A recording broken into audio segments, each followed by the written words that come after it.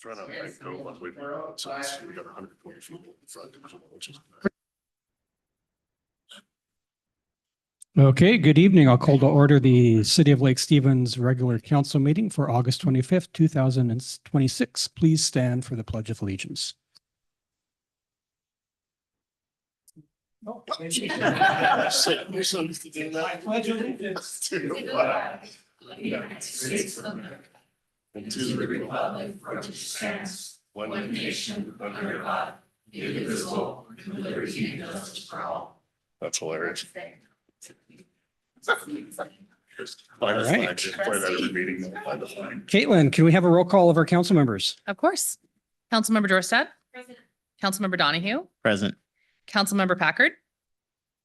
Councilmember Edwards. Present. Councilmember McManus. Present. Councilmember Shipman. Present. Councilmember Araya. Here. Move to excuse Councilmember Packard from Se- tonight's meeting. Second. All right. All in favor, say aye. Aye. Okay, and Angie, how about the approval of your agenda? Yes, thank you. Let's do this for me. Please do. Welcome back, council. Good to see everyone. We have an agenda in front of us. Are there any concerns, changes, or a motion to approve? I'll make a motion to approve the agenda as written. Second. We have a motion and a second. Any discussion? All those in favor, please say aye. Aye. Thank you. You have a mayor. You have a mayor. You have an agenda, Mayor. I thought you were going to say having amazing people on our council, which I would say absolutely we do. Okay, let's move to guest business, item number 5. If there's anyone who has not turned in a green sheet and would like to speak, or if you also came for item 10B, which is the traffic calming program, now's your opportunity. So I'll start with our green sheets first. Can we get her a green sheet? Yes, yeah. Okay. And we're on citizen comment, right? Yes, we Okay. are. All right, awesome. Remind me to do online. Two. Okay. All right, Ray Welk.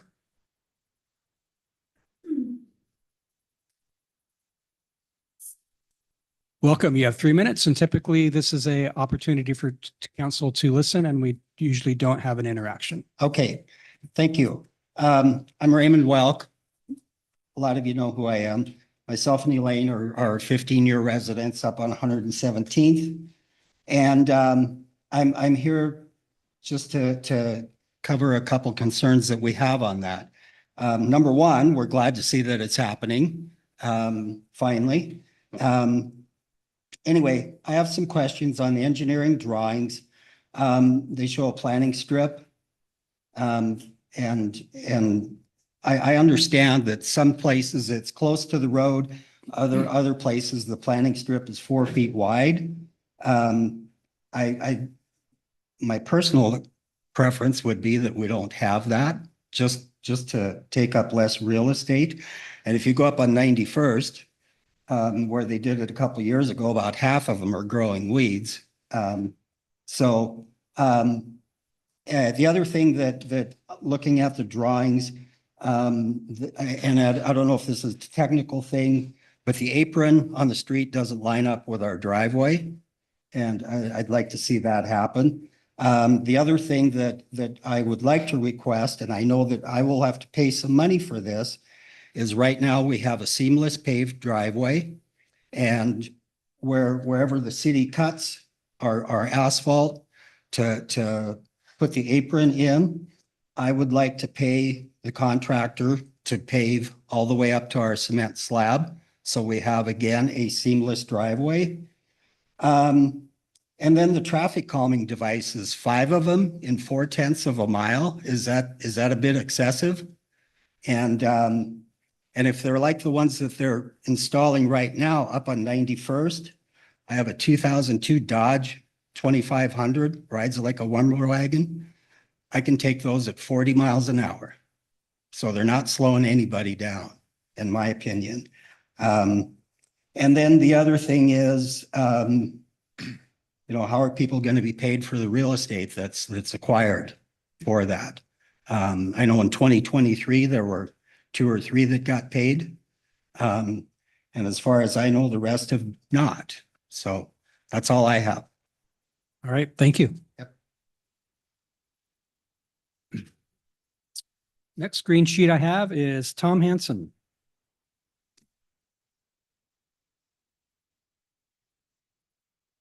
Good Welcome. evening, council. I'm here to talk about a service request I sent into Public Works Department back in May. As a professional civil engineer, I'm supposed to point out safety issues that I see. And as a public works director locally for 15 years, I got an eye for them because that's what I had to do. Well, I live in the Point and Crosswater. I usually enter into the bigger street system at the intersection of 89th Avenue Northeast and Soper Hill Road. There is a traffic island on the south leg of that intersection between the two lanes. The issue is when you want to turn left off the Soper Hill Road at night and turn down 89th is you cannot see that traffic island. And the reason you can't see the traffic island when you want to turn left is even though there's a street light only 45 feet away, there's a bunch of branches from a pine tree blocking the light from shining on the end of the island. That was the essence of my service request. Please trim some branches. That was all. The tree is probably on private property, but when I was Public Works Director, your city attorney, the guidance I remember getting from him when he was my city attorney was I could trim branches that grew into the right of way. Obviously, talk to the owner of the tree if the tree was on private property, but I had the legal right to do so. So I submitted my request on May 3rd. Not hearing anything, on July 4th, I sent a reminder email saying what's happening. Finally, on the 21st of July, I got a response back from the city.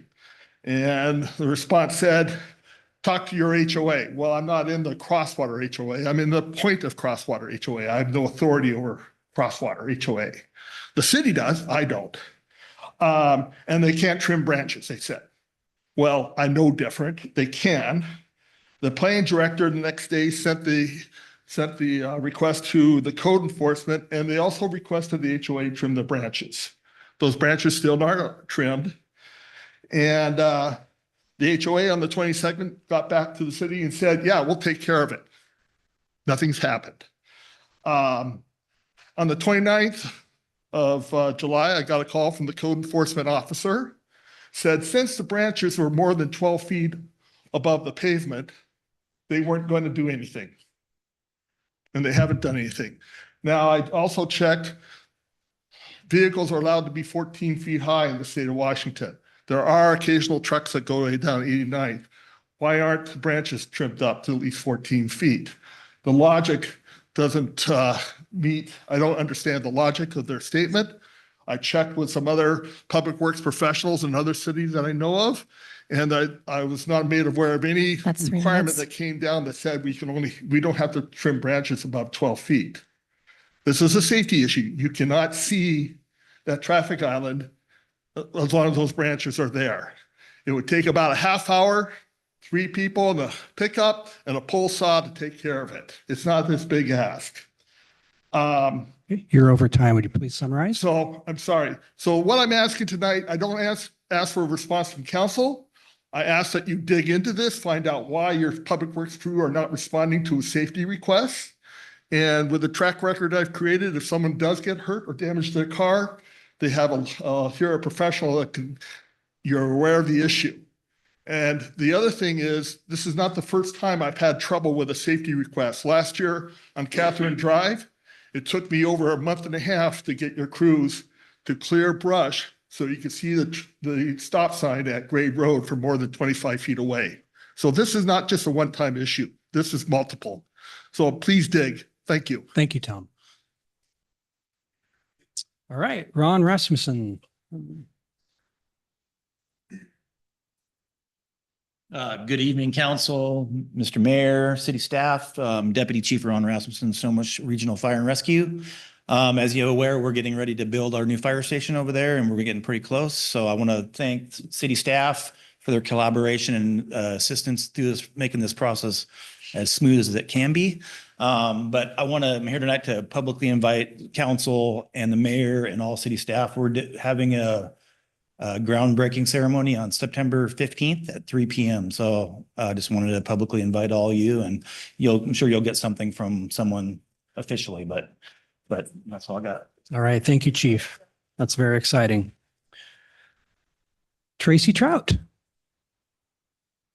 Welcome, Tracy. You have 3 minutes, please. Thank you. Hello, council. I just had a couple comments about the Millspur traffic calming devices. That's going to come up later. There's the concept that she came up with, Whitney? Is it? Okay. So, but living there, well, I live next door to the boat launch. Bob Loss and Carol are here. They live right next to me. We're living with it every day. So we kind of know a little bit more kind of what's going on.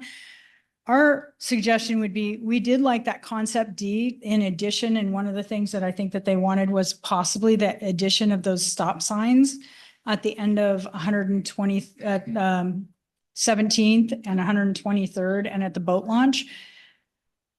I don't know, these kids are racing. They may still just blow right on through them, but that's another thing that possibly they could get in trouble for. But that's just one other thing. The other thing, the rumble strips that are going in, because I know that that's going to be that apparently is what's going to happen instead of the speed humps. Putting those into the actual like boat launch and the boat launch parking lots, because the kids go in there and they do donuts. And hopefully maybe that would stop that.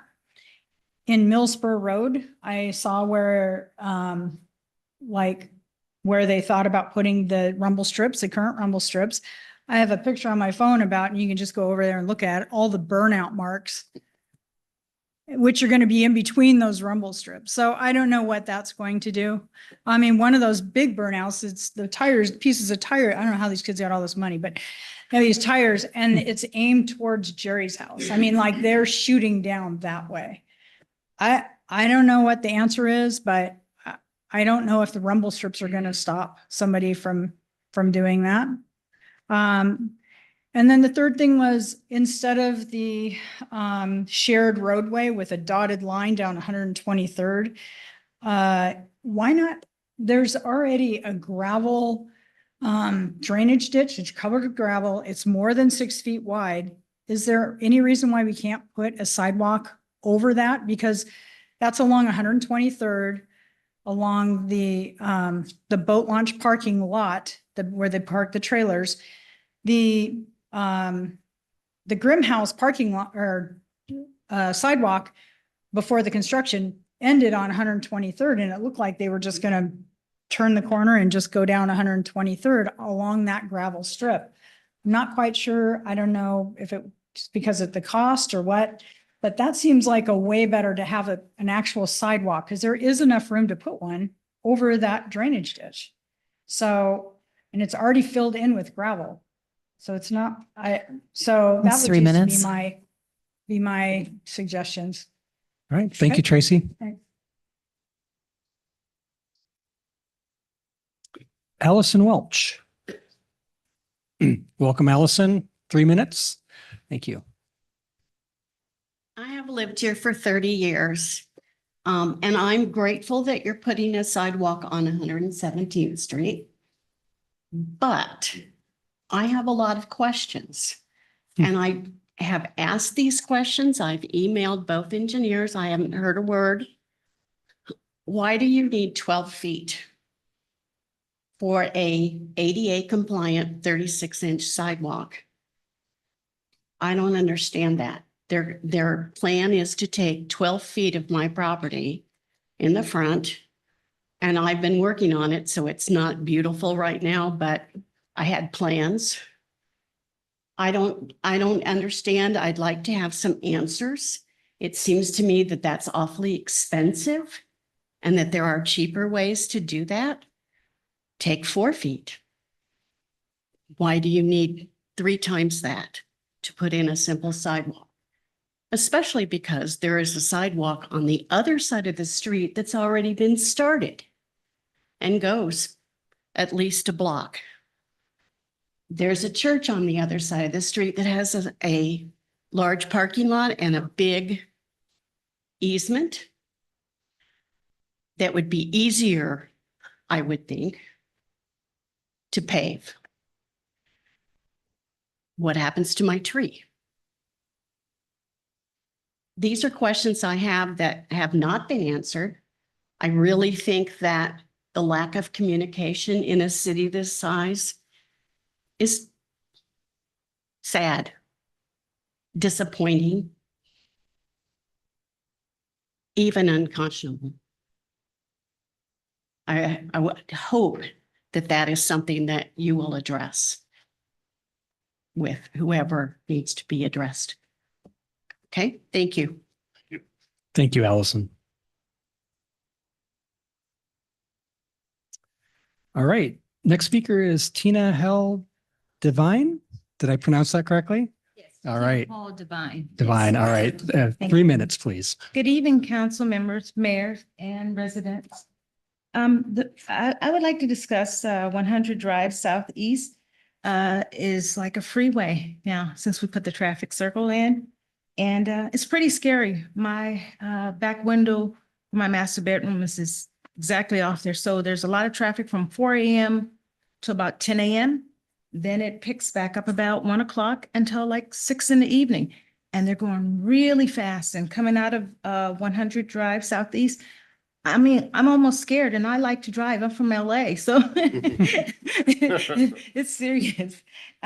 Also, I wanted to talk about, and I apologize, I didn't write it, 18-wheelers parked behind my house. And they often park there, they hover. It's concerning that it's becoming a truck stop. You know, and my bedroom's there again, like sometimes 3 o'clock in the morning, they're cranking their trucks up. Maybe it's a resident there, but a lot of other trucks parked there. I have taken numerous pictures. I did call, got a little help from the DOT for Lake Stevens. And so also I wanted to address the sirens, you know, emergency vehicles. I'm just not sure I understand an emergency because I'm in medicine, so I understand emergencies. However, I don't know sometimes why like 2, 3 o'clock in the morning, they're racing with a siren. There's nobody on the street. Flash the light. I mean, but I'm not sure what the purpose, but I would like to know what's going on. It has increased. I've been here almost 10 years. And so it concerns me. And the stop sign on 100 Drive, it's faded. We need to paint it, okay? It's just ugly. It still works. It's standing well, but it's just ugly. And that's all. Thank you so much. Thank you, Tina.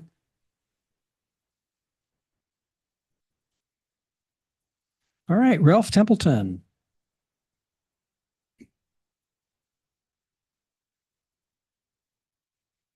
Welcome, and please limit your comments to 3 minutes. Hello. My concerns are speed and safety down Chapel Hill. I've got a letter here that I sent to the police department back in July of 2023. And basically it states that they have 3 officers on duty per shift for 40,000 people. And then he states that he understands the concern at this roadway and it's used by a lot of pedestrians. And a lot of people are coming off of 204 and Highway 9 and using Marketplace and Chapel Hill as a thoroughfare to get to Southeast Lake Stevens, where they built all the housing developments. And Public Works put 2 new speed limit signs up. And then since 2023, there was 1 police car that was shooting radar, which was last month in the past 3 years. And my concerns are down at the bottom of Chapel Hill on 103rd. There's a lot of people walking their dogs and crossing Chapel Hill. And the same up by the Mormon church up there on 101st. I think there should be sidewalks put at 103rd and at 101st. And I'm wondering why we don't put more speed tables. Like if you go down to Marysville, almost all residential areas have the speed tables for speed bumps. And I think that would do a lot of good. And what somebody was talking about too was people spinning donuts and stuff. You can go up to Marketplace right now on Highway 9 and there's black marks all over the intersection. And I don't know if we need more cops and more radars and more speed tables, but I think safety is a big issue there. I know Bellevue, a lot of their resident areas, 2 years ago, they passed a deal in their council, and all the speed limits now in residential areas are dropping down from 25 miles an hour down to 20 miles an hour. So I think Lake Stevens needs to look at a lot of things and try to slow traffic around town. And that's about my 10 cents worth. Thanks. All right. Thank you, Ralph. Appreciate your comments. Steve Ewing, come on up. Best of council, you know the routine, 3 minutes. Steve Ewing, I live in the 8600 block of 11th Street Northeast. So 3 things I'd like to thank council and staff for. One, Aquafest was outstanding. I realize it happened about 6 weeks ago, but a couple things that stood out to me that really impressed me. One, I saw 2 of your council members, Nathan Packard and Tasha Edwards, actively involved. And I thought that was really impressive to see them out there volunteering their time and doing that. So thank you, Tasha. And if Nathan's online or whatever, super impressive to see them out there making a big impact in our community outside of their regular job duties. Second thing I want to comment in is I really appreciate the sidewalk that's going in on 91st Avenue. I appreciate the first phase of that. There were some difficulties. And I really like how Public Works and city staff has made the adjustments necessary. There's been minimal impact there. I don't want anything impacting my ability to get Costco. And so I can now walk from my house to Costco without walking on a street. I can walk on sidewalks there and back. So I really appreciate that. Third thing, I want to thank Chief Bezizos and his police officers. We had a recent incident in our neighborhood. There was a woman with a serious mental health crisis involved multiple felonies. And the police officers expertly and masterfully managed the situation to minimize the harm that was impacted. As our HOA president, I was directly involved with the victim in the case and the perpetrator. So I just want to commend our police officers and encourage council to continue to support training for our police officers to work with those in crisis so they can manage those situations with the lowest level of force that's necessary. So thank you for your efforts to make our city an outstanding place to live. Thank you. Thank you, Steve. All right, Caitlin, is there anyone online who would like to have comments and address the council? If anyone online would like to address the council, please raise your digital hand and I'll bring you into the meeting. I don't see anyone. Okay. Thank you to our citizens for coming. This is important that we hear from you. All right, item number 7, the consent agenda. Move to approve the consent Agenda. Second. All right, any discussion? All in favor, say aye. Aye. All right, motion carries. All right, item 8, action items are none. And item number 9, discussion item, policy for the mill. We have Sarah this evening. Welcome, Sarah. Just get this shared here on my screen.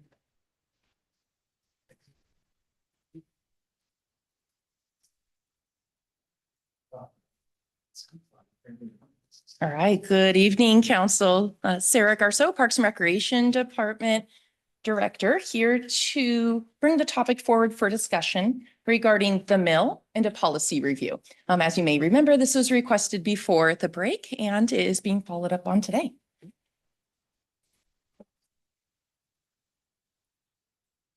Wanted to start by just overviewing the mill as a whole. On your screen here in this presentation, you'll see all of the different rooms that are available. Specifically, there are 3 distinct rooms inside of the mill. They can be reserved for full day or for hourly. In addition to the fees for the actual rental, we do have the option to add on fees with the AV system or adding microphone use.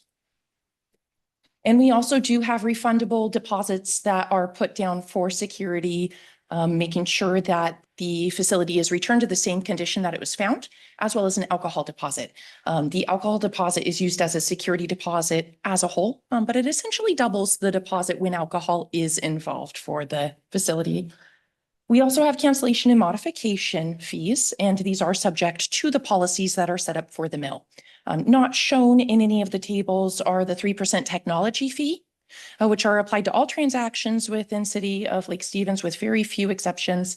And then all payments that are made with credit or debit cards also have a 3% service fee. Of course, if customers do pay with cash or check, those fees are waived. Our rental reservations are all available on a first come, first served basis. Full days for the entire building of the mill can be made up to 2 years in advance. And then to go to hourly reservations and individual rooms, we start those at 4 months in advance, and that is to favor full facility reservations. Our reservation timelines must be made 21 days prior to the event. Anything under the 21-day mark, staff absolutely consider all of those requests. First are viewed by our staff and then forwarded to me as the director. The default staff working that day, if they are available and working, we do book that reservation. If they're unavailable, they forward it to me and I try to secure another staff to oversee that reservations check-in and process. It is very rare that we have to turn any last minute requests away. And more information here specifically in regarding reservations at 90 days or more in advance, you are able to modify the dates or the times. After that 90 days, we lock in all reservations. So after that 89, you can only modify your times. And so if you need to add hours on or make adjustments, sometimes people want to check in earlier or check out later. We are unable at that time to give refunds for shortening the duration as we've locked in all hourlies at that 90-day. And then we do have those applicable modification fees as we discussed. Our cancellation fee comes in if you cancel 90 days or more, we just have a flat $250 cancellation fee. After you get past that 90-day fee, we do not offer refunds for rentals. Reservations will automatically be canceled if the applicant fails to submit required permits or insurance. So that it can be in a variety of ways. If you've proposed that your event is going to have alcohol, but you do not provide the Washington certificates through the liquor board to show that you can have alcohol at the event, we can say you can have your event, but without alcohol. Large events need to have insurance. So events that do not provide insurance are at risk of having their full event canceled. We do let everybody know at the time of booking that it's required and follow up with an email at the time of reservation, as well as one follow-up email before canceling. We have, in my recollection, not had to cancel any reservations due to non-paperwork over the past year. This was an issue about 3 years ago when we had payment plans and different days set up for getting the paperwork in. So we have a process that is working well overall now for that. Our department went ahead and reviewed different policies from around our area for public rentals. Originally, when the mill was built, the policies for this facility were modeled after the Opera House, which is operated by the city of Marysville. So that is a close and direct comparison of this facility. And that is still the overarching policies that we have today. Our policies are consistent with industry standards and other local event venues. In your packet, you will see a comparison of over 20 venues. They're marked as being either public or private operated, as well as if our staff felt it was a direct comparable or not, but wanted to include all of our research to show what is available out there for different policies for different venues. Overall, ours did match the majority. At this time, the Parks Department does not recommend any changes to policies for reservations and cancellations, but certainly I'm here to answer any questions and open the floor to discussions. Sarah, I have a quick question. Councilmember Packard actually emailed some points around, and one of them was a question that I had, which is why the 90-day window? And I believe you just kind of addressed it in your comments there, but could you elaborate a little bit more on why we have a 90-day period for the cancellation? Yeah, so why 90 days? It is following the majority of venues around us. So again, when we built the facility, I believe it was about 5 years ago now in time, we modeled ours directly after the Opera House. And as you look around at other venues, they also have the same policy. So why 90 days? After the 90-day mark, our opportunity for booking the facility goes drastically down. It's one of the reasons why we allow full facilities up to 2 years in advance. This building really does work better for a rental when all of the spaces are rented at the same time. When we try to put 2 different events in here, the noise transfers, and especially for sensitive events, such as memorials, you don't necessarily want to have a birthday party upstairs. And so that is why we have the 2-year policy for full facility. I think I'd have to look at the date, but it was about a year and a half ago now where we said hourly rentals can only be done 4 months in advance. Before, that was a full 2 years as well. And we didn't have the opportunity to make sure that a 4-hour reservation didn't block a full facility, full day rental. With the 90 days, it is very hard for us to fill reservations. Many people are planning their family reunions and weddings and birthday parties far in advance. Thank you. You're welcome. Yes, I had a comment on that. So if somebody cannot book until 4 months out, but then they're locked in 3 months out, it feels like they only really have a month to change or cancel. Is that, it feels like if you're planning an event a lot of time in advance, you'd have a little more than the 4 months. And that, I think that window of time between 4 and 3 months can be going by very fast. We offer individual tours of the mill when requested, and we also have mill open house. So there's ample amount of opportunity for the public to come and see the facility in person, to ask questions and make sure that this is the venue that they prefer. Usually when people lock in a venue, especially because you're already going to be losing your $250 deposit, they're reasonably sure they're going to continue. Normally, the reservations that we see canceled after the 90-day mark are for very rare unknown circumstances. So the wedding was called off, or they decide to cancel the event as a whole. It's not typically because they found a different venue, at least from the verbal feedback that I have heard through my staff. Are there any clauses, and I'm sorry if it is and I missed it, for emergency, like if somebody that's renting, something happens, they're in the hospital, or there's a death in the family, are there any circumstances that would allow an exception to the 90-day policy currently, or no? The written policy doesn't have any of those exceptions. The one qualifier would be if the city cancels on the rental.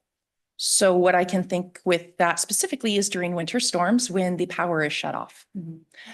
Or we know that the roads are covered in snow. There was one this last winter that decided to show up despite the snow on the road. Power was on and they were happy. I just have a quick question. It says it's reviewed in the policy, but for large events that require insurance, is it like $1 million liability insurance, or what insurance? And then do you help?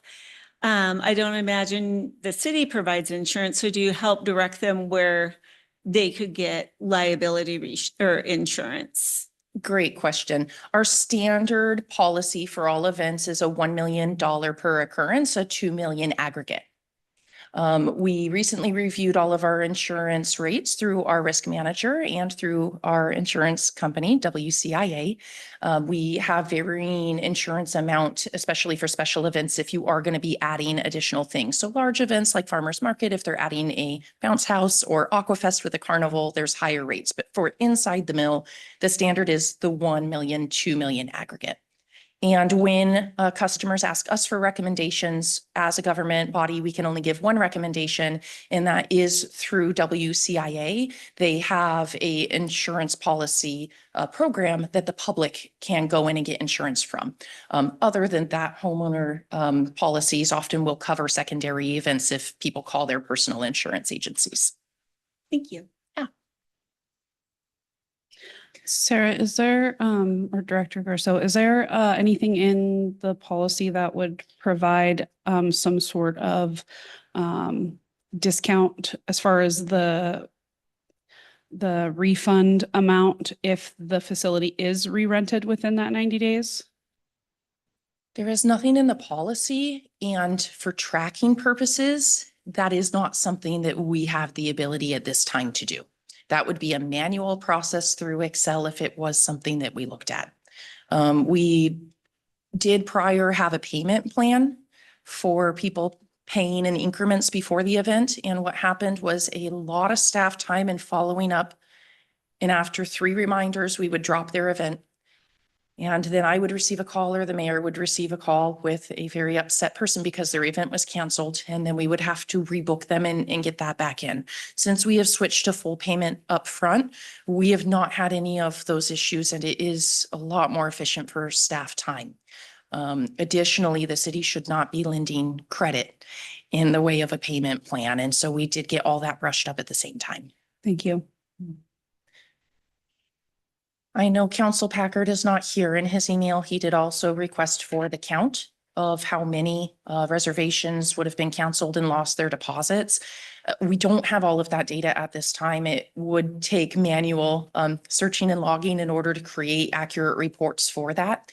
At a very quick high-level glance, when I look back at the 2025 full mill report that I did at year end, it looks like there were a total of 4 events at the surface level that I can see that would have had their full rental held. And that is with about 160 events throughout the whole year. So it's not a large amount, but it does exist throughout the year.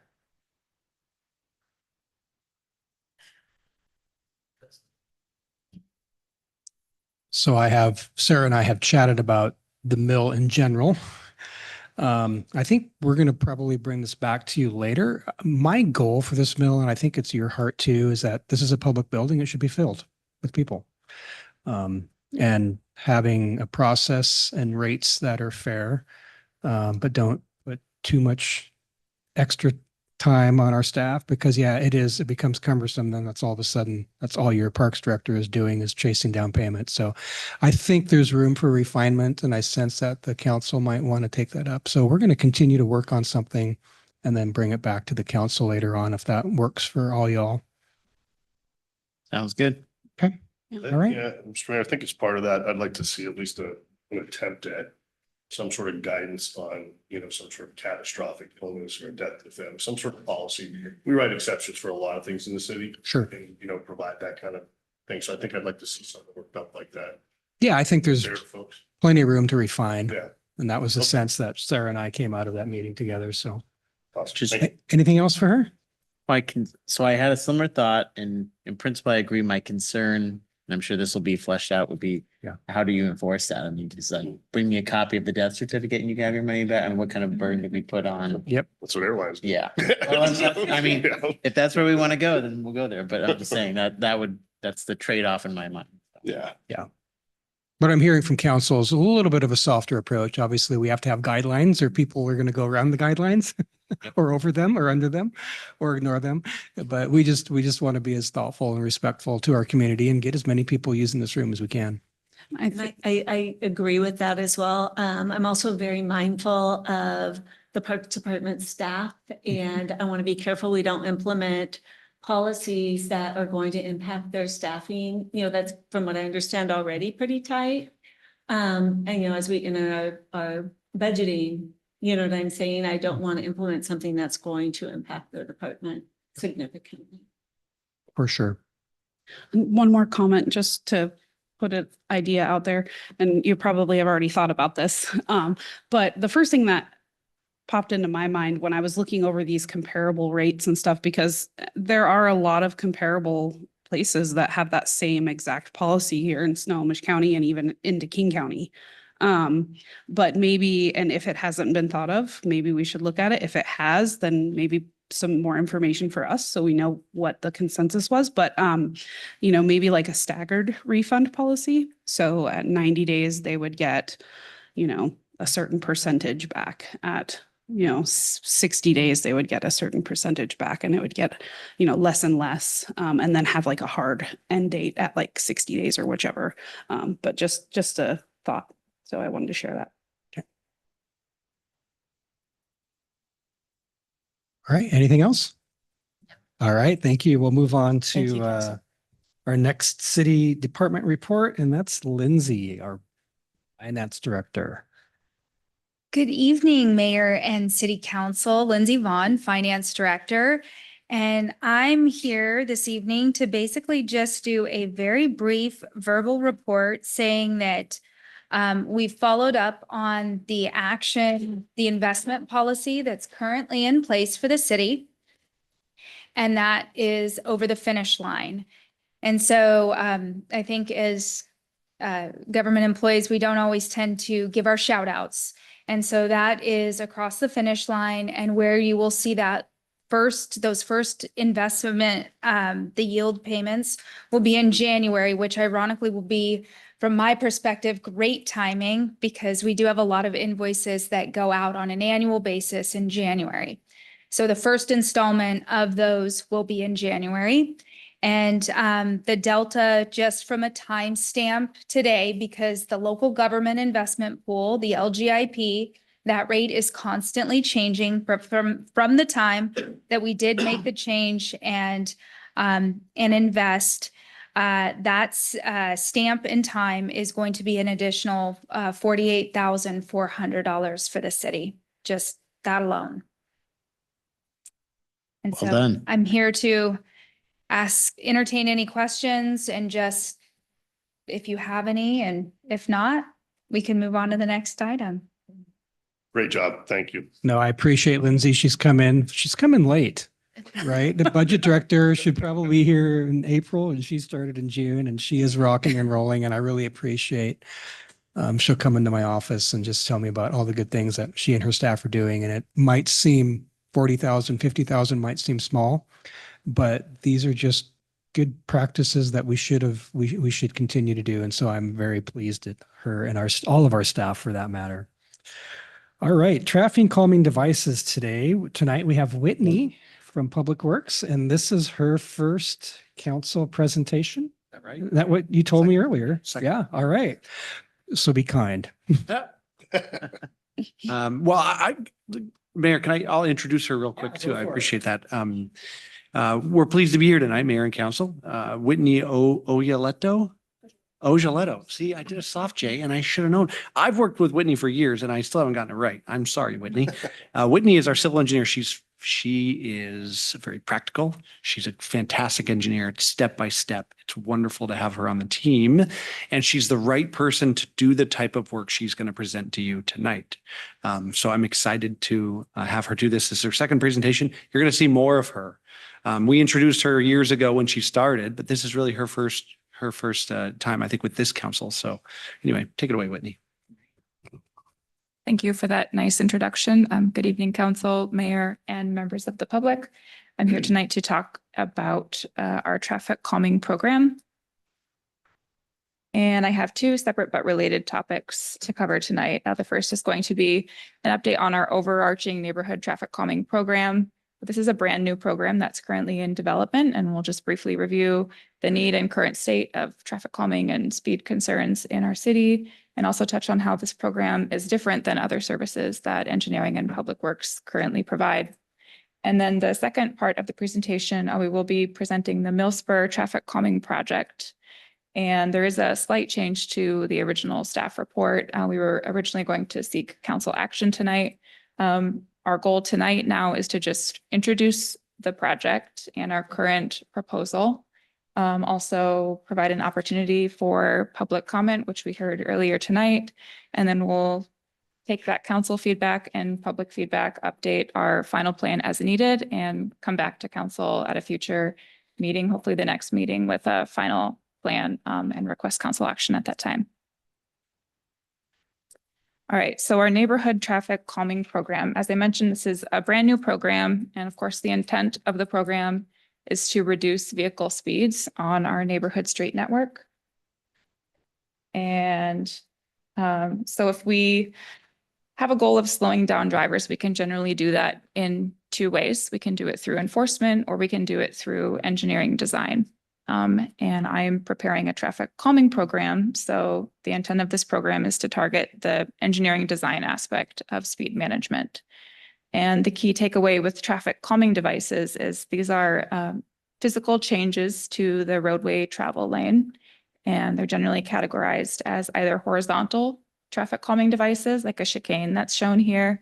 This causes the driver to navigate around a horizontal element in the roadway. Also, neighborhood traffic calming circles would fall into this category, or bump outs or chokers. And then there are also vertical traffic calming devices. such as the speed hump that is shown here. There's also speed cushions, speed bumps, speed tables, raised crosswalks. On the other hand, we have traffic control devices. And I wanted to include this slide because it's really easy to confuse the two. Both are traffic safety devices that would be installed by engineers using engineering guidance and judgment. However, with traffic control devices, these are devices that are regulated by the Federal Highway Administration, the FHWA, and they have a very lengthy manual, the Manual on Uniform Traffic Control Devices, or METCD, that establishes specific criteria and guidelines of exactly when we as an agency are required to or can choose to install these devices. And the primary purpose of most of these devices is to purely communicate a message to roadway users. And so this includes paint edge lines and center lines, transverse pavement markings like traffic arrows, and a variety of signage. Warning signs, regulatory signs. And I did specifically include a stop sign here. This is a great example of, it's really easy to get confused because stop signs are often thought of as speed management devices. In fact, the METCD explicitly states that stop signs are not to be used for speed control. They are used in other traffic safety contexts, specifically if you have like a sight distance obstruction at an intersection, or you need to use them to assign right of way. But the reason this is important is when we receive these types of requests, it's helpful if we have robust workflows in engineering to correctly categorize and respond to these requests and help educate.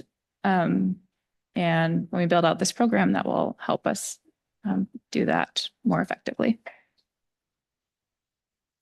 All right, so this map is a current. This map shows the current state of our traffic calming requests. These are all the requests that we've received over the last few years since we launched ViewWorks in the spring of 2023. And I guess to clarify, these would be requests that are eligible for consideration under our traffic calming program. So this is separate from our capital project delivery program and the eligibility criteria that we've established. It's listed down below, but we're really focusing on non-arterial streets. And these are local streets. So they have a posted speed of 30 miles per hour or less. And the road segment that we're looking at ideally should be at least 300 feet long for us to really be able to analyze and come up with an effective design. And so out of the 100+ requests of speed reports that we've received, when we run those through our preliminary criteria, it works out to about 70 separate requests. And then some of them are multiple requests for one particular location. So we're looking at right now around 30 distinct locations where we have requests for traffic calming that we would like to evaluate and prioritize and run through this program. All right, so this is a really brief overview of the program. Last year, we drafted a policy which outlined the eligibility and scoring criteria. And we also did early outreach to emergency response. So that's fire and PD to understand their kind of minimum requirements for our program. We have started traffic data collection at those 30 locations that I mentioned, and that will allow us to kind of further prioritize and develop a work plan of what locations we can do in the first few years of this program. And then going forward, we in order to build out the program, there's a couple components that we really need to focus on. There's developing the program workflow, and that is kind of like what a typical project delivery timeline should look like.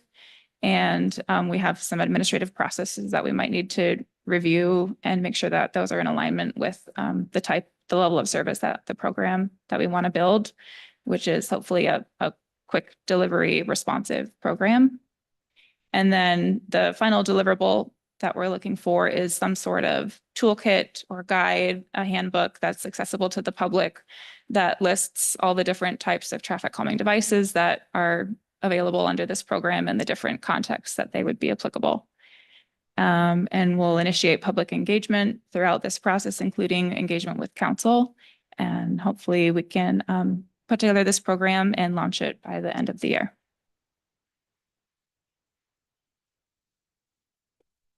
So one goal that we have, and it's sort of a unique opportunity with this program, being that it's a standalone program that's separate from our capital projects program, is to have a really nimble and responsive program. And we can do this by prioritizing quick build and pilot projects where we can kind of go out and test iterative solutions in real time. This is a cool example of this from Bainbridge Island. And this does assume that we will have our traffic engineer on staff to run this program in future years. And the future vision of this program is the traffic engineer will run this traffic calming program alongside our traffic safety cameras program, and the funds from the traffic cameras would fund this traffic calming program. All right, and before we move on to the next part of the presentation, I just wanted to open it up and see if there are any questions at this time. I have one. I guess, do you, within this program, speed bumps are one measure. Is there guidance on their use on roads that are used by public transit? And has community transit provided any input into that? Because buses and speed bumps don't go together very well. Sure. Is that in, or is that a consideration? We'll definitely have to make sure that community transit is one of our specific identified stakeholders that we reach out to when we're, developing the specific standard designs and standard plans that we'll use. But that is for sure something we'll take into consideration on bus routes within the city. So yes, thank you.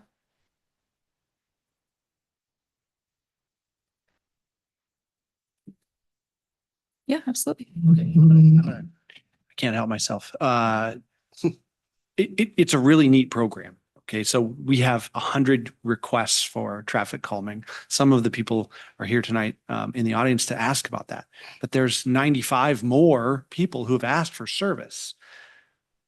We have an obligation as a city that's growing to provide this service as far as we're concerned. And we hope you support us in that effort. And what's neat about the program that Whitney's developing is it's a step-by-step evaluation, and it's a quick win program. So we're going to buy tools and equipment that aren't high cost that we can deploy quickly to these areas to test things and then come back with a capital project if we need it to fund it. So temporary, the delineators like we've done in the past, or plastic speed humps that we can deploy. So it really is it's a quick win for the community, and I'm really proud of the way she's shaping it. And I think it's very unique actually in this area.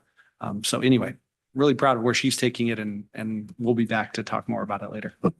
Just one comment, if I may, about the quick win piece. I think over the years, we've had many people come and use public comment to talk about just tonight, like tonight, we have people racing down the streets, people that are being woken up in the middle of the night.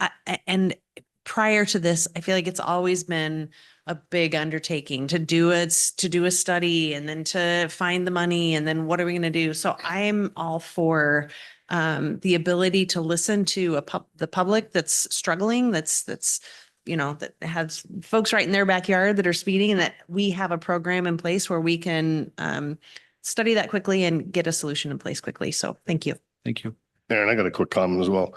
The ultimate traffic calming device is law enforcement, right? More enforcement. These are great programs to mitigate that. We know we're behind on that. So just kind of a heads up to our council to refocus on, we need to support our officers more. I know we hired a couple more. I know we needed several more, but I think we need to look at not just throwing out, well, it's hard to hire police officers. That's our job, to figure out how to entice people to come work for the city and become police officers here.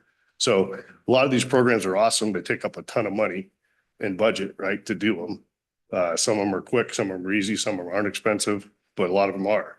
So I would like to just make sure we're concentrating on, when we look at root cause, the root answer to the root cause, plus all of these things that can enhance and help, traffic cameras, things like that. So just another putting a bug in the air. I said a couple months ago that give them everything they're asking for and more. We got to do something to make Lake Stevens, a place where police officers want to work.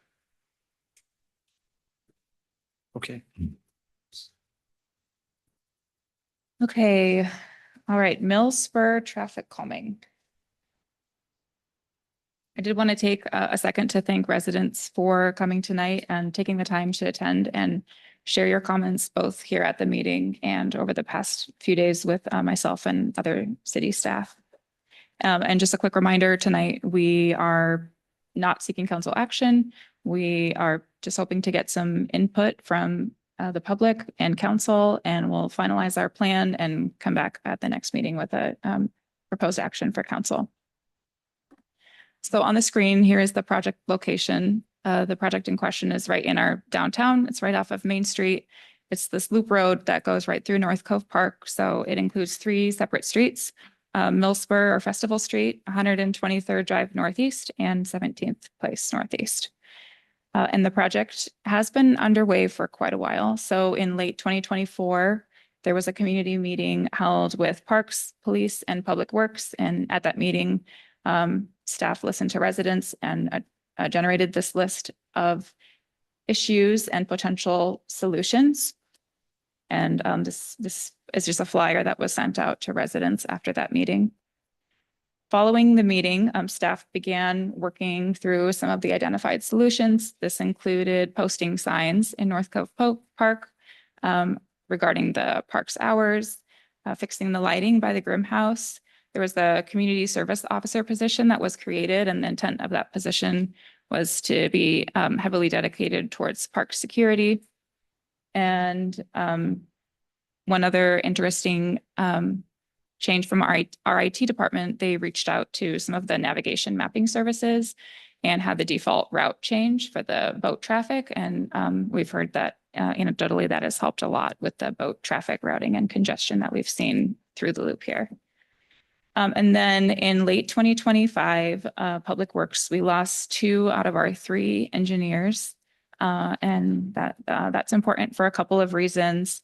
As it pertains to this project, following that, we decided to hire an engineering consultant to help us out and prepare an analysis and some alternatives for consideration at this location.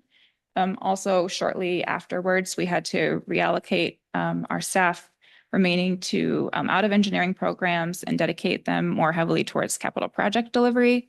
And that was the end of last year and the better part of this year. And as of August 1st, I have now been rededicated back to engineering programs and projects, and I'm very happy to be here.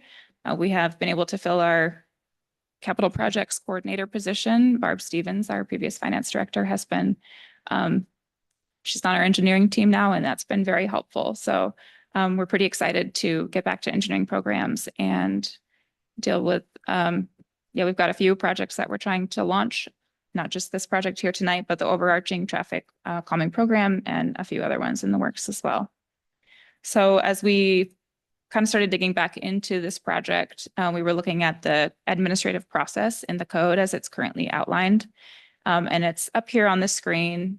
It's a little bit convoluted, but the more we looked at it, the more we thought to meet the intent of this section, it would be best to have 2 separate meetings for the current proposal. The first meeting would be a public meeting held by City Council where the public would have an opportunity to comment. So that's tonight's meeting. And then we'll take any feedback, make any needed updates, and come back at the next meeting with a proposed action. All right, and here is our current plan. So this is one of the alternatives that was prepared by our engineering consultant with a few updates by our city team after collaborating with our partner departments and stakeholders. So one of the changes, as was mentioned earlier, is we are proposing to do rumble strips on both Mill Spur Road and 17th Place Northeast. At this time, we're not recommending that we start with speed bumps as our first pass at this. And that's because Festival Street, the intent of that road is to be a pedestrian focused road that can be closed to vehicle traffic, and that entire facility is designed to be an at-grade ADA compliant facility. And so we want to preserve the intent of that as much as possible. Also, 17th Place Northeast and 123rd Drive Northeast do not have dedicated pedestrian facilities. So we would like to start with the rumble strips, and we can test these out and monitor the conditions, and we can always come back and escalate from this point if needed. So that's the proposal for Millspur Road and 17th Place Northeast. And then the treatment that is recommended here on 123rd Drive Northeast is to formally designate it as a shared street.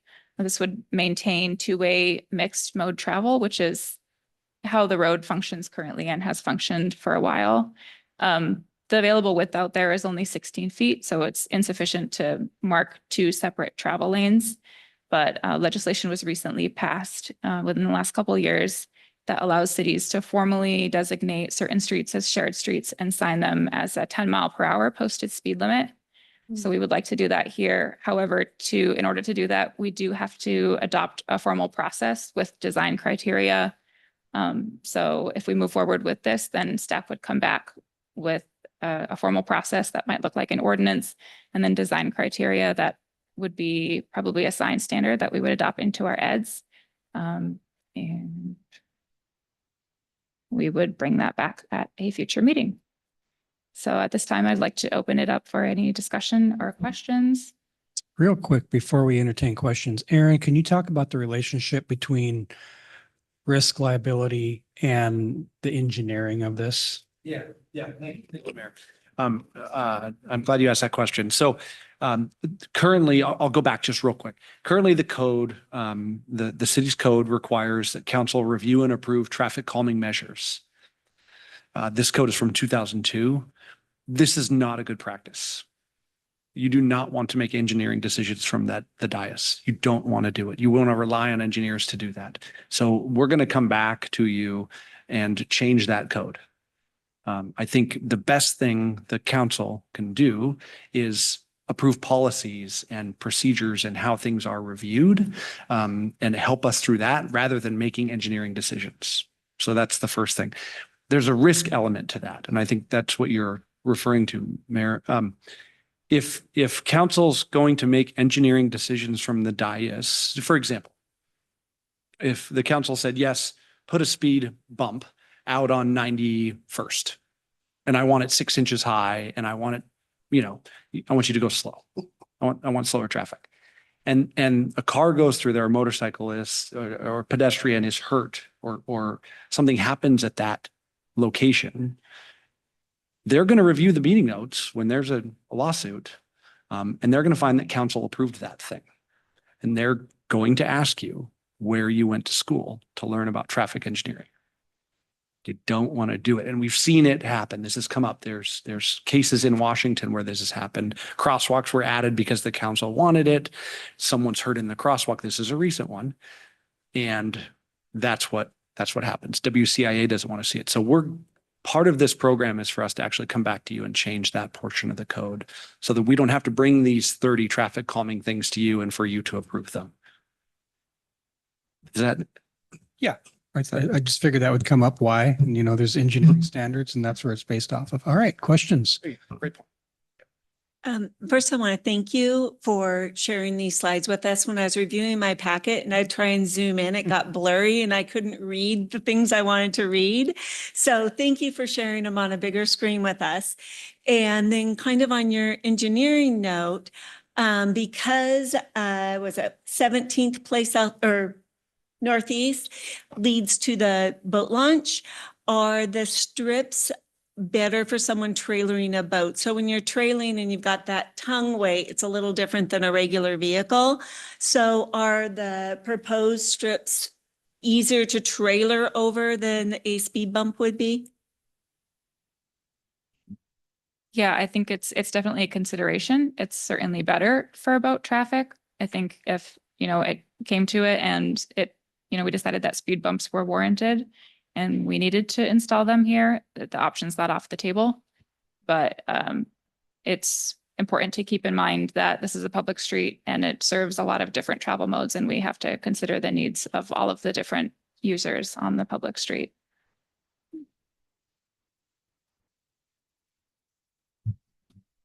I have a couple questions.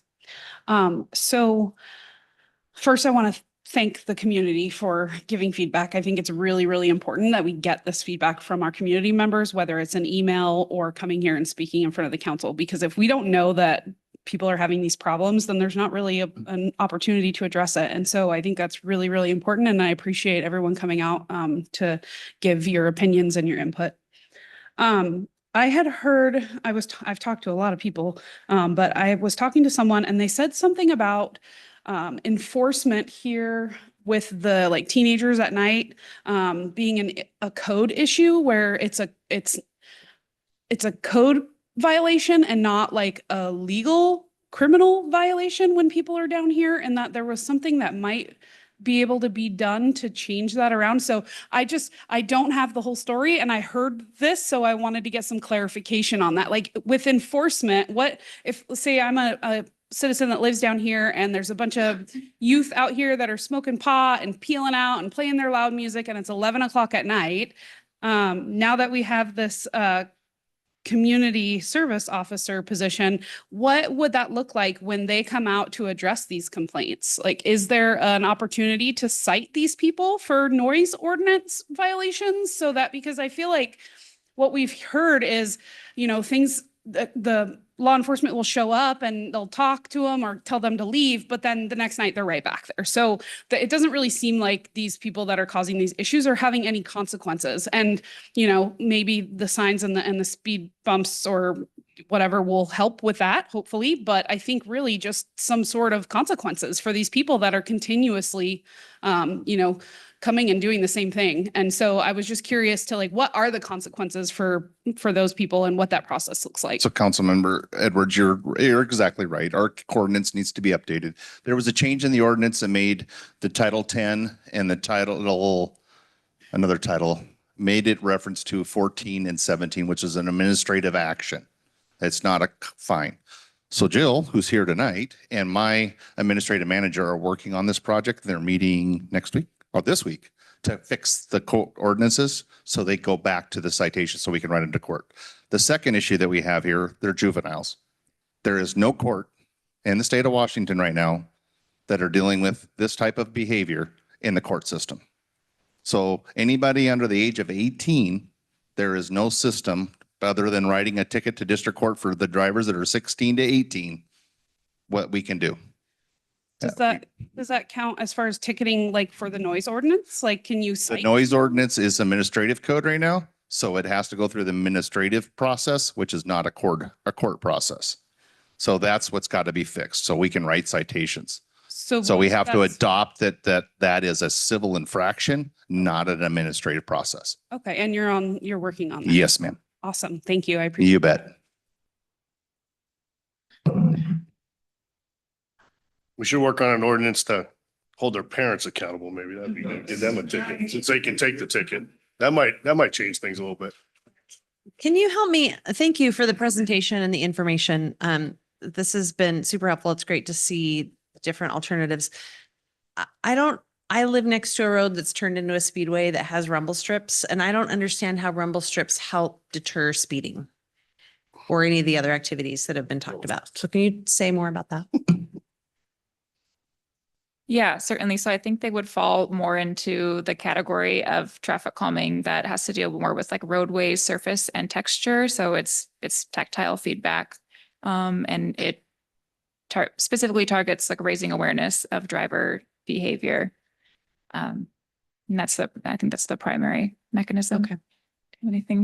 Any other? Yeah, no, yeah, you're absolutely right in the application, but if you want to speed, it will not deter. They will not deter you from doing that thing. But the way and we're going to come back to you and talk more about it, but the way we're building the traffic calming program is it's escalatory. So we start low and we work our way up. So there's nothing that prevents us from coming back and saying, okay, that didn't work. We're going to go to speed tables, temporary speed tables that can be removed during events. That's something we've talked about, but it is frustrating.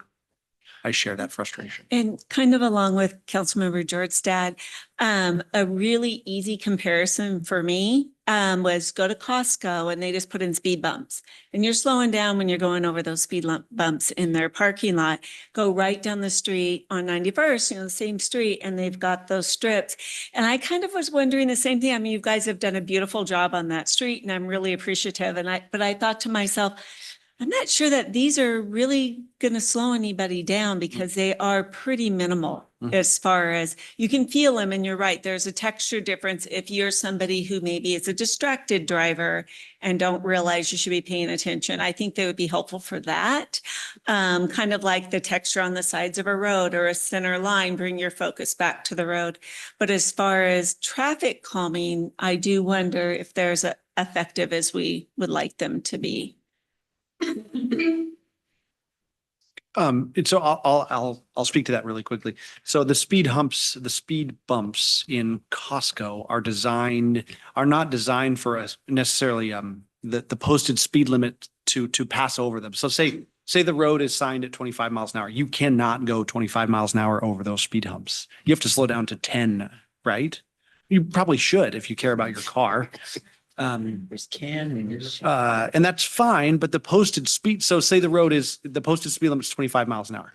If you put those in there, what you'll get a behavior where everyone slows down to 10 miles an hour and then they gun it to the next speed bump. And then they gun it to the next speed bump. And then you're going to have people will come in and complain about everybody doing that behavior. So the speed tables, if you will, on 91st are designed for vehicles to pass over the posted speed limit. Yeah. I am really supportive of the 10-mile-an-hour shared roadway. And just full disclosure, like I was a speeder. I was a racer. I had a Toyota Celica Supra, way younger than I should have had one. And I wouldn't have gone to a place that had speed humps or planters. Some days I was going to wreck my car, right? Like I wanted to speed on the flat straight roads. And I'm not the only one in here. I know there's others. So that's fine. I appreciate the folks that live there and that are speaking from experience and what you experience every single day. And I want to come up. I understand the phased approach, but I also think we need to figure out some solutions. We know what the problem is. We know that rumble strips aren't going to change that behavior that you're talking about. So let's think about what's going to change the behavior. What's going to be an easy win? Something that's bumpy. I love the idea of more concrete planters. You do a few cookies or donuts we call them Brodies, I don't know, into those concrete planters. You're not going to do those anymore in that area. So just, I appreciate the information. I just want to see some solutions. Thank you. I have just a question. One of our citizens commented on the gravel and the sidewalk. I'm not as familiar with that here. Could you point that out on the image where that is? Yeah, absolutely. So it's along 123rd Drive Northeast. I don't know, is my mouse showing up on the screen there? Yeah, you can just barely see it. It's between the boat launch parking lot and 123rd. I might be able to zoom in here. Yeah, it's really hard to tell, but this is like a gravel ditch. I think it used to be vegetated. Now it's filled with gravel currently. Okay, thank you. So it's been said in various forms already, but I look at this list, it's slide 10, residents express concerns. I read that list of concerns and I worry that what we're talking about with traffic calming, again, as it's been said, is kind of designed to bring attention to behaviors that maybe you're not aware of, unintentional speeding or drifting one way or the other, something. If I'm there to race, if I'm there to do a burnout, I don't care about the signs. I don't care about the speed. I mean, I've already made that decision. That doesn't matter. And that kind of goes back to Councilmember McManus's comment about, do we maybe need to prioritize updating the code and enhancing enforcement? I'm all for anything we can do from an engineering perspective, but I worry that a lot of these behaviors cannot be engineered away, especially if we're taking a tiered approach. again, I understand that, we want to start low and kind of work up to that level, but I think we're already a couple levels in. Based on some of the comments I'm hearing, this sounds like something that needs to be addressed now, not 3 iterations of engineering for now. So I don't know what the rest of the council feels about that, but I don't want to waste staff time and resources, throwing a Band-Aid at a missing limb. I was going to say also during public comment, I think we should acknowledge the person that emailed us a comment that was also on this same subject about our roads becoming a speedway. I think this one was over by Tom Thumb. Is that the poetry? And it was the poetry. Yes, it was a very cool, very thoughtful poem. But I just wanted to bring that up because it wasn't mentioned during citizens' comments that we did receive one via email as well on this subject. It's a big concern in our city. As I tell my sons, I was like Angie, I was a little speed demon. And I'm old enough to where the Boeing freeway was everywhere, everyone went to speed. And the only thing that stopped me from speeding was when I wasn't getting away with tickets. Like I used to be really cute and charming as a teenager and I get a warning and they let me go. And once those warnings went away, I started getting those tickets and then my insurance started going up. Then I finally slowed down. So I think there's some very real truths to consequences for deliberate behavior, which these types of speeding that we're hearing about aren't, distracted drivers. They're very intentional drivers. And I think they might need to be handled a little bit differently.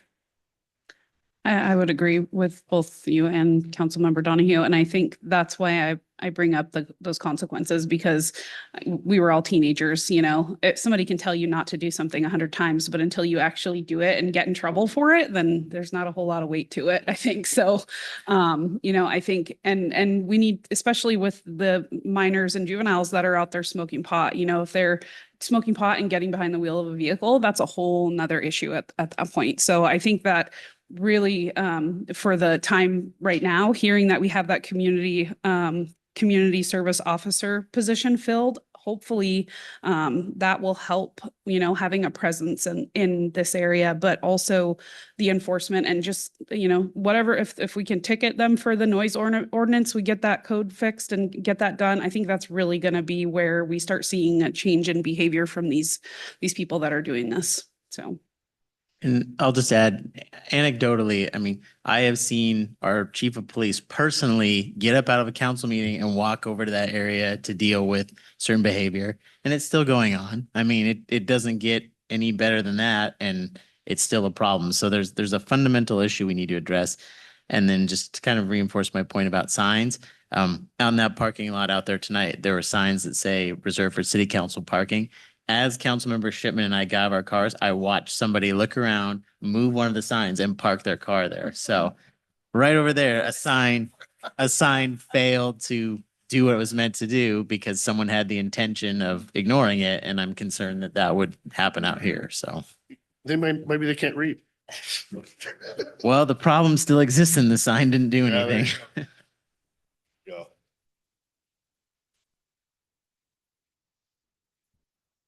All right. Any other comments or questions for staff? All right. Thank you, Whitney. Thank you. Thank you. Yes. Thank you. Great presentation.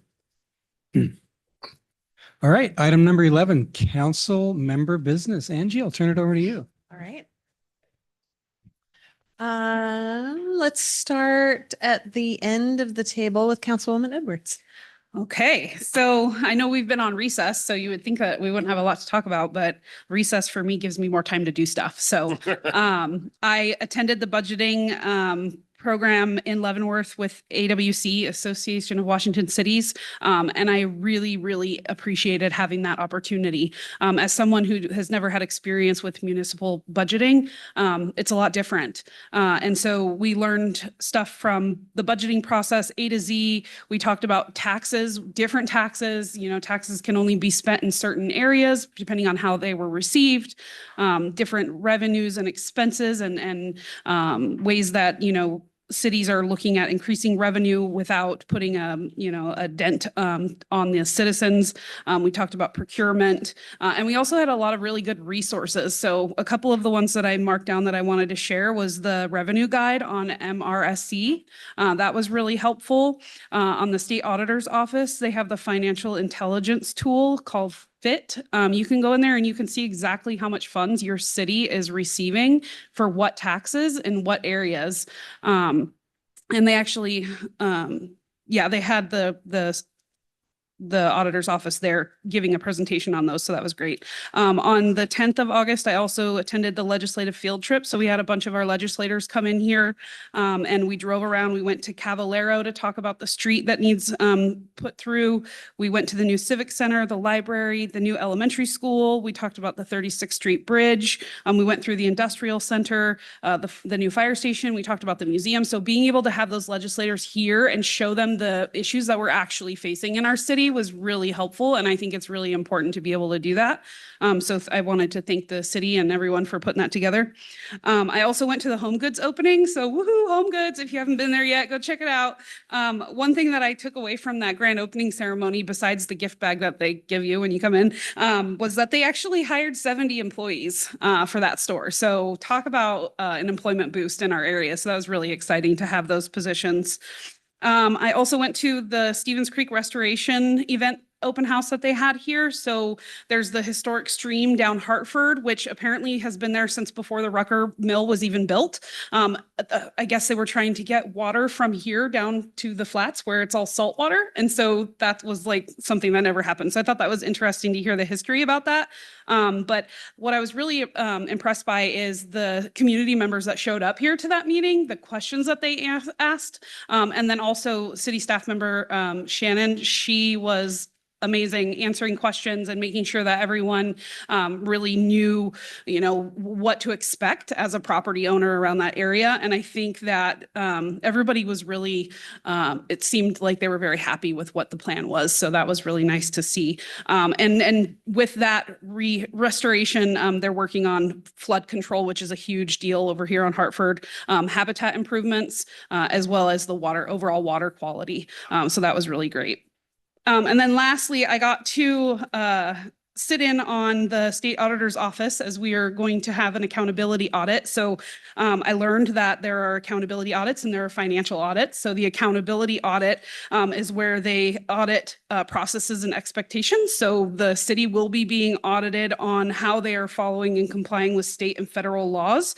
So I just thought it was interesting and wanted to share that some of the things that will be being looked at will be accounts payable, grants, applications, payroll, open public meetings, which that's really important, that our citizens are having access to our meetings, and the overall financial condition of our city. So for being on break, that was my break. It was great. I love being out into the community. One of our public comments said, I was at Aquafest. And so just being out there in the community and being able to attend these events was really eye-opening. And I hope to be able to learn a lot more. So thank you.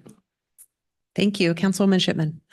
Wow. I hope at some point you took some time for yourself. It's important to care for yourself as well.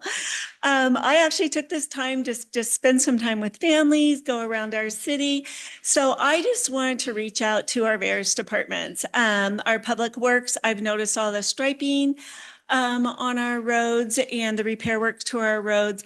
I wanted a quick comment. We've got school starting right around the corner. If you could please bring us a crosswalk report. I would like to see where we're at a mile around each of our schools to make sure that our walkers have visible crosswalks. But our parks department, of course, we've got beautiful parks. I mean, just getting out to enjoy the parks and talk to the people in the parks. And as I've mentioned before, it's not just people from Lake Stevens. I mean, people from all of our surrounding areas come out and enjoy our parks, and our parks department does a great job. So thank you. And then I also want to acknowledge our police department. I'm out and about walking all the time, and it doesn't matter if I'm up walking walking before sunset to sit. I sit on a hill and watch the sunrise with my dog often. And people will drive by and they're looking at me, or people will walk by, and I feel safe doing that in our community. And I don't think there's a lot of communities where you feel safe as an individual single woman out walking your little dog at night or walking him in the morning, or, and so that I think that speaks volumes for the safety of our city. So I just wanted to thank our police department for help providing a place where we can come in the summertime and feel safe being out and about in our community. So that's it. Jill, go ahead. Okay, you can introduce me if you want to. Councilman Donahue. Yeah, I spent most of the break as well with my family, but a couple weeks ago now, I think it was almost 3 weeks, I attended the planning commission meeting, had a great discussion with the commissioners about, watching the commissioners discuss how to better engage the public and establishing guidelines for doing so. I'm hopeful that that work will carry through and maybe even find its way to us in some form. And then we also got a new planning commissioner, which was very exciting. I had a quick conversation with him at the end. Seems very enthusiastic about being part of the community and giving back. And so I look forward to seeing what that group can do. Awesome. Councilman Manus. Thank you very much. I was pretty busy too. I did also attend the AWC budget meeting in Leavenworth with Councilmember Edwards. I won't repeat everything she said, but she's dead on everything she talked about. It was really interesting. I sat in on the emergency management meeting because that's part of what I do. And it was interesting to hear some of the challenges they've had, especially in the city of Leavenworth this year, with being kind of closed during their premier event of Christmas because of the floods and everything, right? The roads being torn up, and how they're getting around that. And other things, if, we talked quite a bit, Councilmember Edwards and I, about the affordable housing program. So we kind of listened to some of that, and she was a great help in getting me up to speed on a few things that I was pretty much just didn't get. I couldn't get it through my head what the deal was. So yeah, we're going to try to partner on some of that and come up with some ideas for the city as a result. So it was good to get some more time with Tasha directly and just get to know her better. Great meeting. I suggest everybody attended. It was a good refresher. Also have attended multiple sewer commissions, sewer meetings with the sewer team. They have a meeting pretty much every Thursday, so I've been attending those pretty regularly, and really just trying to get that relationship moving again, kind of repaired instead of so much animosity. So they'd say hi to me when I walk in. Now that's a good thing. I always tell them they're my favorite sewer commission. They always remind me that I'm their only sewer commission, but we still shout it out. So we're breaking down some barriers there, but they have their pump replacement program is going really well. And then they've been working on the new membrane, which covers the ponds that keeps everything from getting crazy and digest everything quick. Also had a phone call with our Snohomish County Emergency Management section. It was an introduction call. We're setting up a time to meet and go out and tour the facility and then get our city more connected with them outside of our first responder community, some council members. And then, I think we all love our staff. They do a great job, but I would be remiss not to give Caitlin Weaver a shout out for keeping us updated every step of the way, but not over updating us, which is great. I didn't feel like I had to check my email every day. So I'm going to miss something from Caitlin, but she does a great job. She's super professional. I don't know if you've ever traveled with her, you don't have to use your brain at all. She just tells you what everything's going to happen on time and everything. And then I thought these water bottles was just a very innovative idea. It used to drive me nuts how much plastic we were going through. So thank you for all you do. And thanks for everything staff does, but thank you, Caitlin, for Thank you so much. I love supporting council and I'm very grateful to be here. So thanks for the shout out. You bet. Thanks. Councilmember Araya. Just one thing, thank you for all the comments that we received tonight. That is a lot more than usual, and I hope they continue. I've attended the board meeting for community transit at the beginning of August. They adopted their 6-year transit development plan and their 2025 annual report. Conversations about a potential consolidation with Evertransit still continue. The timeline for that is geared toward a draft plan to be published mid-September with a public hearing mid-October and council and board meeting, community transit board vote toward the end of October. So staying tuned on that. And that's all I have. Great. Thank you. Just a few follow-up comments. I also attended the legislative field trip on August 10th and couple of shout outs. I want to thank Superintendent Teppelman for your support, for your color commentary, for sharing your teachers and your students with us on that day. It was great to see the robotics team and the robotics work, but also just really lovely to partner with you and partner with the school district and showing off our city to our legislative friends. So yeah, super appreciate it. Also, with the help of Caitlin and Kelly, I know Olivia Baumgartner really took the lead on making that happen. And I'm sure there were bumps maybe that were happening, but for those of us attending, it was super smooth. It was a lovely day. It was well put together. It was so well organized. I learned things that I didn't know about the city. And so, so please pass along our thanks to her as well. That was really, really well done. I didn't get to go to Leavenworth for the budget meeting, but I found a budget workshop on the MSRC website. And so took a couple hours out of my day and brushed up on that. Also learned some great things about the budget as we head into budget season. I feel a little bit more prepared. But I'm happy to send the link. I can send it through Caitlin. It was really, go at your own pace. Some of it was stuff I knew, but it was interesting and just helped me feel a little bit more ready for what we're about to dive into. So I think that's it for me. Thanks. All right, council. Well, I am so pleased that you all took care of yourself. That was one of my emails to staff was please take care of yourself this summer. We can't take care of others and do our jobs properly if we're not taking care of ourselves. So I appreciate your comment that you made earlier, Kim. Holy cow.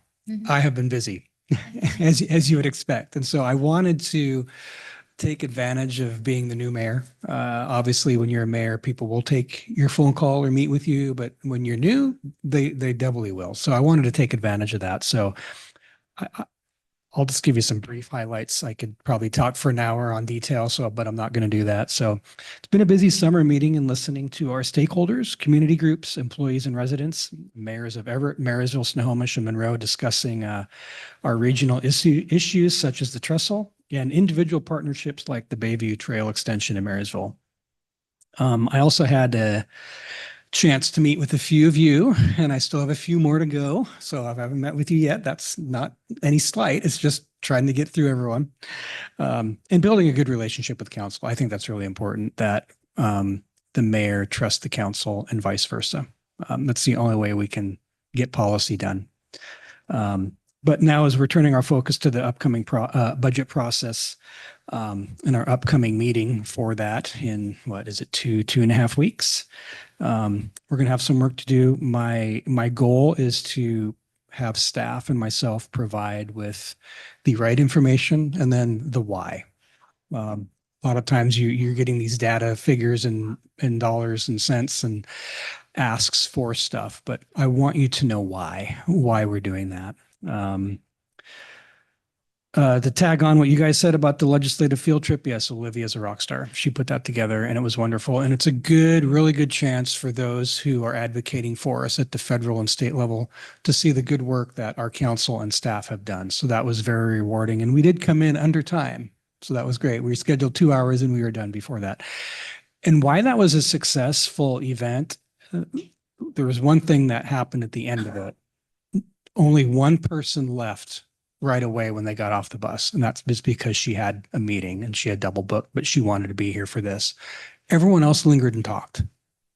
That tells me everything I needed to know about that event, that it was successful. Even legislators, and we had a Secretary of State there, people who are super busy and have not a lot of margin in their schedules, they stayed to linger and talk with our staff and with the council members and their colleagues that were there. Well,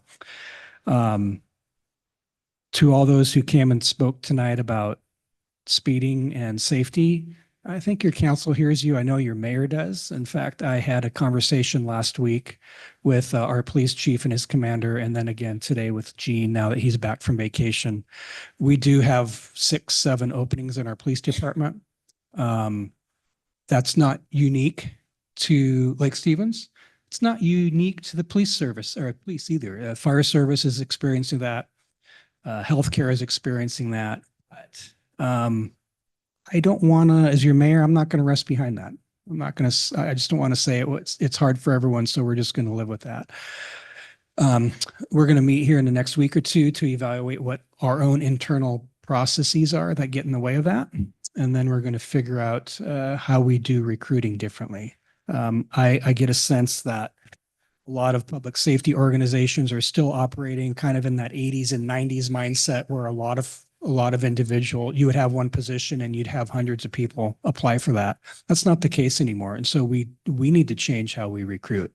We actually have to recruit. That means we have to change what we're doing. And frankly, what we're doing isn't working. And I think 5, 6, 7 officers is a reasonable effort. Obviously, we have competing staffing priorities or projects and stuff that we have to do in the city, but we are going to do something different. And then one note about grant funding, this grant here for the roundabout, potential roundabout, $2.5 million. I spoke to that, I think, at the end of July. We have worked with Senator Murray's office, Senator Cantwell's office, as well as Congresswoman Del Bene's office.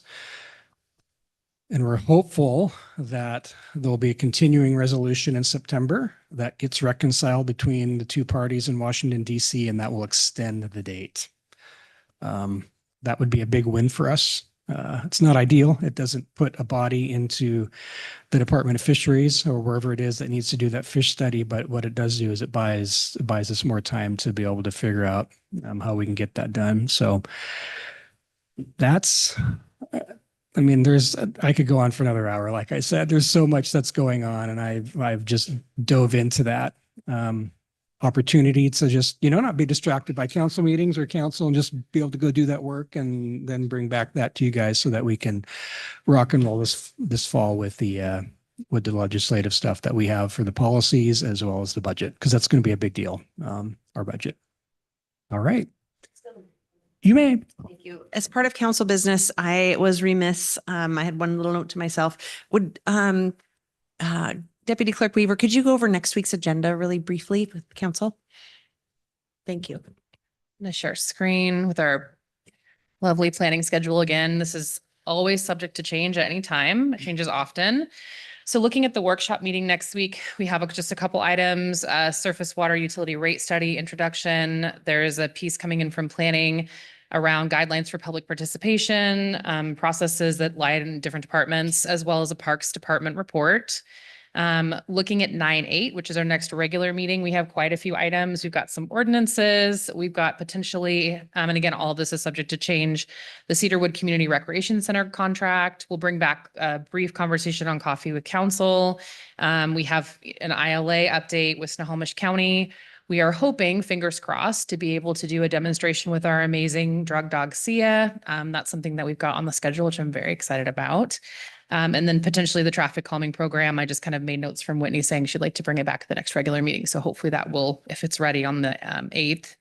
A quick note, our council retreat is on the 11th.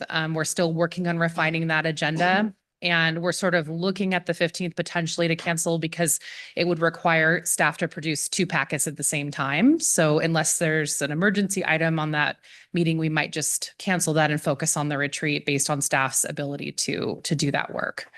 So that's kind of where we're at right now. Caitlin, just an idea.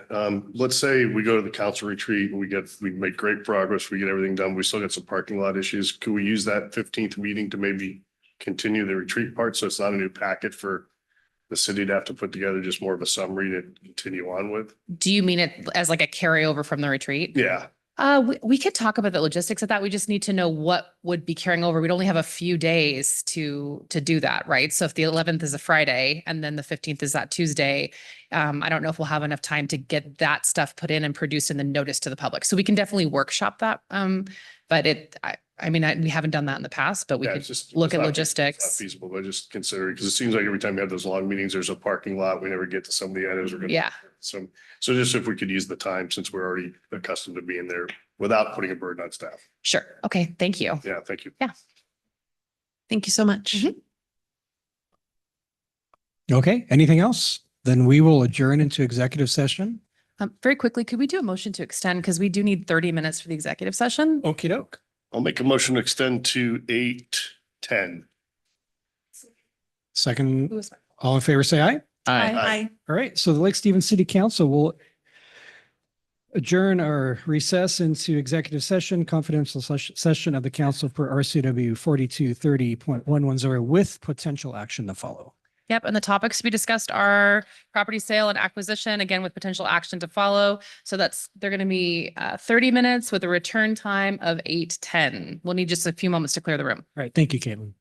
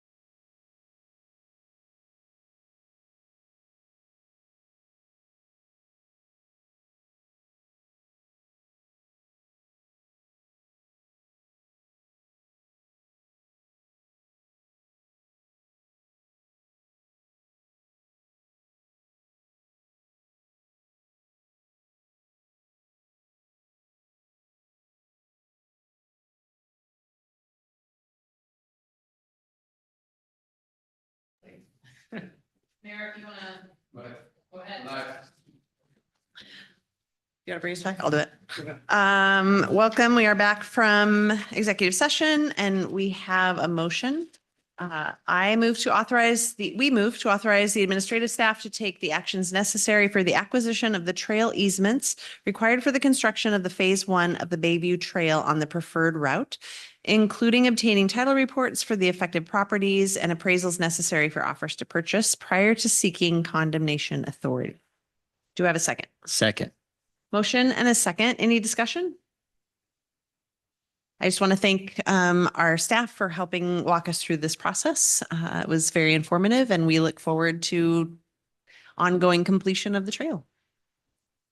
All right, anything else? I just wanted to say that I appreciate them sharing with our citizens surveys and comments that this is one of the most desired things. So it's always exciting to see Marysville and Lake Stevens working together to accommodate that, make that happen. Absolutely. All right, all those in favor, please say aye. Aye. Any opposed? Thank you. Motion passes. Okay, thank you, council. That's the end of your agenda. A motion to adjourn. Make a motion to adjourn the meeting. All in favor, say aye. Aye.